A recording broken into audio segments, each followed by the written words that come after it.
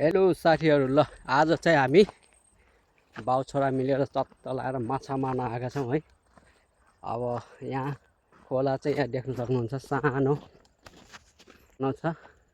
यसमा चाहिँ आज हामी करेन्ट जाल या त फाँसी जाल भन्छ के अरे, हाम्रोतिर फाँसी जाल लाएर माछा मार्ने कोसिस। अनि बाटो चाहिँ यस्तो छ, साँगुरो है। अब आज कतिको माछा भेटिन्छ थाहा छैन। अब हाम्रो यो त खोला सानो, माछा पनि सानो हुन्छ, तर पनि माछा भेटे राम्रो।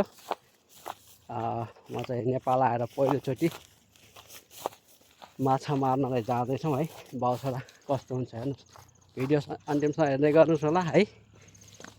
अनि भिडियो राम्रो लाग्यो लाइक कमेन्ट सेयर पनि गर्नुहोस् होला, साथ सपोर्ट गर्नुहोस् होला, ताकि हामी पनि अर्को भिडियो ल्याउनलाई उत्साह मिलोस्। हामी कताबाट जाने, यताबाट जाने उता बाटो नि हरायो। अब यताबाट चाहिँ यसरी गर्दै जानुपर्ने अवस्था आयो। ल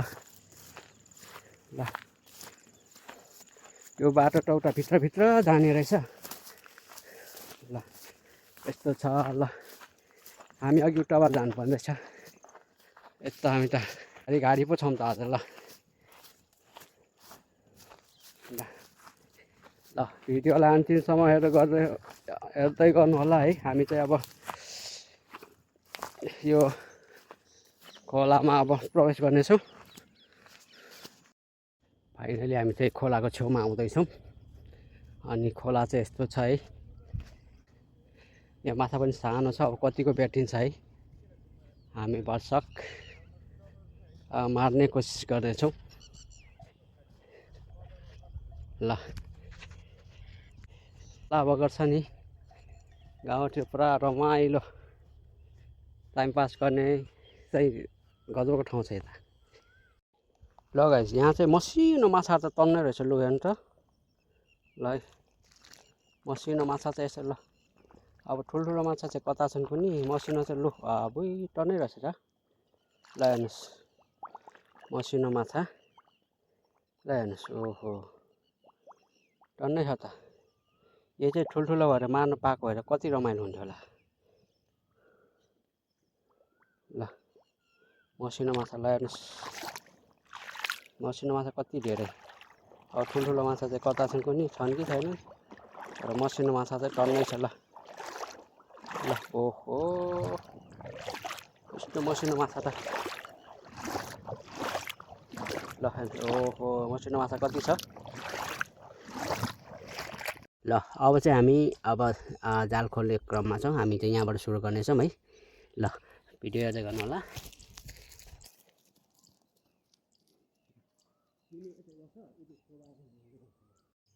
ल साथीहरू, हाम्रो चाहिँ अब यो करेन्ट जाललाई खोल्ने अनि काम भइरहेको छ। यहाँ चाहिँ अब पहिला राख्दाखेरि चाहिँ जो घन्जो गोल भएर राखेको हुन्छ त्यसलाई चाहिँ सच्याएर त्यो अल्झेकोहरू खुल्ला गर्नुपर्ने हुन्छ। त्यही भएर चाहिँ हामी चाहिँ बाउ छोरा यो जाललाई चाहिँ खुल्ला गरिरहेका छौँ, किनभने राख्दाखेरि सबै अल्झेको हुन्छ अनि त्यसले गर्दाखेरि अलिकति समय लाग्छ। त्यो भएर यो हामी चाहिँ बाउ छोरा भएर खोल्दैछौँ। ल अब चाहिँ हामी पस्यौँ है त, पस्यौँ। ल हाम्रो माछा मार्ने क्रम चाहिँ सुरु भयो। अब हेर्दै जाऊँ अब कतिको माछा पर्दो रहेछ। हामी चाहिँ पहिलो चरण हामी यो खोलामा पस्यौँ।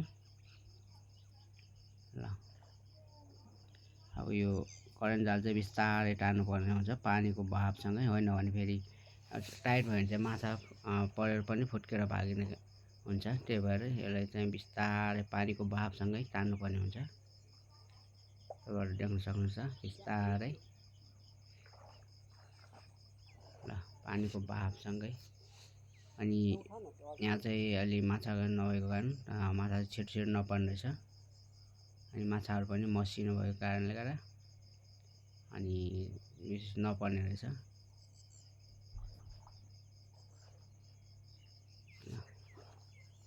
अझ फाँसी जाल तान्ने क्रम भइरहेको छ अनि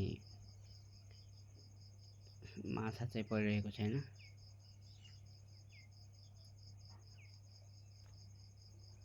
ल हाम्रो माछा मार्ने क्रम चाहिँ जारी छ। ल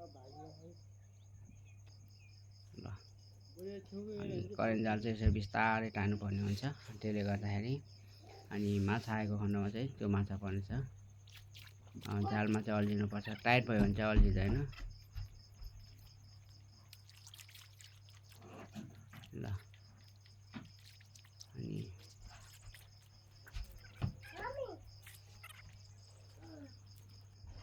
ल गाइस, आज चाहिँ हामी माछा मारेर चाहिँ होइन साँझ पनि भइसक्यो। माछा चाहिँ धेरै मार्न सकिएन। यहाँ देख्न सक्नुहुन्छ माछा चाहिँ लु खोइ कता गयो माछा।